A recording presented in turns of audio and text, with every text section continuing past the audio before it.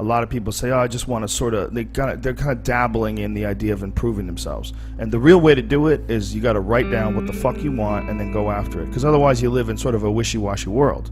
You know, if you decide, I'm going to get down to, bang, I'm going to do this. I'm going to run a marathon in less than 5 hours. I'm going to, you know, whatever the fuck it is, you got to write that shit down and go for it. What I tell people is the best advice that I've ever heard, the best advice I ever came up with, is that live your life like you're the hero in your movie. And right now is when the fucking movie starts and your life is a shitbag disaster, like every fucking Arnold Schwarzenegger movie where he wakes up and makes a blender full of pizza and ice cream, and that's what he, you know what I mean? Yeah. Those guys where they're like on the brink, they put the gun in their mouth and they put it down because they see a photo of their daughter.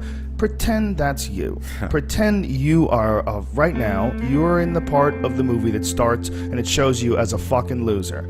And just decide not to be a loser anymore. Live your life like there's a documentary crew following you around and you are analyzing your own behavior. Do what you would want to do so that your kids one day would look back at it and see that documentary and look on it with pride. Like, wow, my dad was a bad motherfucker. He really did what he had to do. Wow, my mom really got her shit together. I love a success story, but even more than a success story, I like a dude who fucks his life up and then gets it back together again story. Those are my favorite stories. And the way to do that, you gotta write shit down. You gotta think that you are the hero in your own fucking movie, and then you gotta sit down and you gotta write shit down. Write down what you need to do. Most people play the role of the victim in the movie, right? Sure. Yeah, this life is fucking me over, man. I could have had this and I should have had that. And why does this guy get that? And why does that guy get this? And all things that are completely unrelated to you. Yeah. All things that you find other people's success as a downfall in your own existence. Instead of being inspired, instead of choosing to be positive, instead of like improving constantly on the direction of trying to achieve whatever the fuck you have written down, you just sit around and spiral, you know? There's nothing more miserable than sitting around someone who's fucking complaining all the time. It is one of the most annoying things ever. Everybody hates it. When someone just sits around and they complain about their life and they don't do jack shit about it. And you tiptoe around it, you don't know what to say. Well, she gets upset when you bring that up. I don't want to bring that up. And you want to go, you fucking crazy bitch, you know what's wrong with your life. Yeah. Stop announcing it to everybody else and go out and fix that shit. Tough love.